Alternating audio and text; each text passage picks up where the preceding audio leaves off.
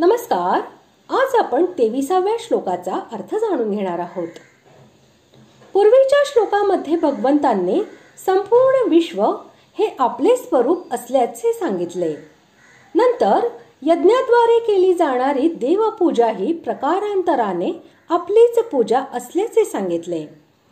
त्याचे फल आवागमनाच्या फेऱ्यात सापडण्यामध्ये होते आणि आपल्या अनन्य भक्ताच्या उपासनेचे फल हे त्याला आपली स्वतःची प्राप्ती करून देते असे कसे सांगितले. यावर भगवंत म्हणतात, श्लोक 23,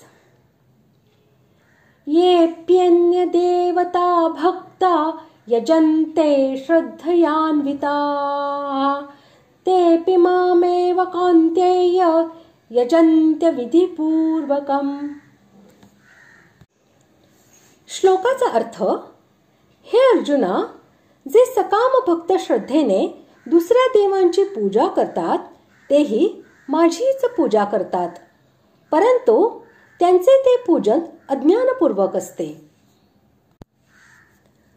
वेदशास्त्रांमध्ये वर्णन केलेल्या देवता, त्यांची उपासना आणि त्यांच्या स्वर्गादीची प्राप्तिरूपी फलावर ज्यांचा आदरपूर्वक दृढ विश्वास असतो त्यांना येथे श्रद्धयान्विता असे म्हटले आहे. या विशेषणाचा प्रयोग करून असे दाखविले आहे की जे श्रद्धेविना दंभपूर्वक यज्ञादी कर्मांनी देवतांचे पूजन करतात ते या श्रेणीत येत नाहीत. त्यांची गणना आसुरी प्रकृतीत होते. ज्या कामनेच्या सिद्धीसाठी शास्त्रामध्ये ज्या देवतेच्या पूजेचे विधान आहे त्या देवतेची यज्ञादी कर्मांच्या द्वारे श्रद्धेने शास्त्रोक्त पूजा करणे म्हणजेच इतर देवतांची पूजा करणे होय. सर्व देवता या सुद्धा भगवंतांच्या अंगभूत आहेत. भगवंतच सर्वांचे स्वामी आहेत आणि वस्तुतः भगवंतच त्या देवतांच्या रूपाने प्रकट आहेत. हे तत्व न जाणता त्या देवता भगवंतापेक्षा वेगळ्या समजून सकाम भावनेने त्यांची पूजा करणे म्हणजेच भगवंताची अविधीपूर्वक पूजा करणे होय. इतर देवता या सुद्धा भगवंतांच्याच अंगभूत असल्यामुळे ती सर्व भगवंतांचीच स्वरूपे आहेत असे समजून भगवंतांच्या प्राप्तीसाठी निष्काम भावनेने त्या देवतांची श्रद्धेने व शास्त्रोक्त प्रकारे पूजन करणे म्हणजे त्या देवतांच्या पूजेने भगवंतांची श्रद्धापूर्वक पूजा करणे हे होय. आणि याचे फल सुद्धा भगवंतांची प्राप्ती हेच होय. राजा रंतिदेवाने अतिथी व अभ्यागतांना भगवंतांचे स्वरूप समजून स्वतः भुकेचे दुःख सहन करून अन्नदानाने निष्काम भावनेने भगवंतांची पूजा केली होती. त्यामुळे त्याला भगवंतांची प्राप्ती झाली होती.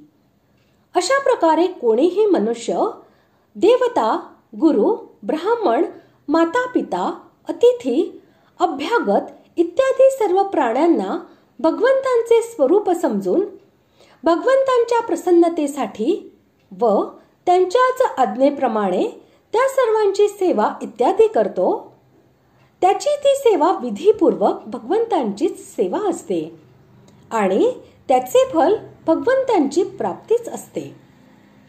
हे तत्व न जाणता जी सकाम बुद्धीने श्रद्धा व प्रेमपूर्वक इतर देवतांची यथायोग्य सेवा, पूजा इत्यादी केली जाते, ती सेवा, पूजा ही भगवंतांचीच असते. कारण भगवंतच सर्व यज्ञांचा भोक्ता आणि सर्वांचा महेश्वर आहे आणि भगवानच सर्व रूप आहेत. तथापि भावनेच्या उणीवेमुळे ती भगवंतांची विधीपूर्वक सेवा समजली जात नाही. तिचे फलही भगवत प्राप्ती नसून स्वर्ग प्राप्तीच असते. भगवत स्वरूपाच्या अनभिज्ञतेमुळे फलामध्ये इतका मोठा फरक पडतो. वास्तविक सर्व काही भगवंतच आहेत, म्हणून ज्या गुणाची उपासना केली जाईल, सेवा केली जाईल, हित केले जाईल, ती प्रकारांतराने भगवंतांचीच उपासना आहे. जसे आकाशापासून झालेला पाण्याचा वर्षाव नदी, नाला, झरा इत्यादीच्या रूपाने शेवटी समुद्रालाच प्राप्त होत असतो, कारण ते पाणी समुद्राचेच आहे. त्याचप्रमाणे मनुष्य ज्या कोणाचे पूजन करेल ते तत्वदृष्टीने भगवंतांचेच पूजन होत असते. परंतु पूजकाला लाभ तर आपल्या भावनेनुसारच होत असतो.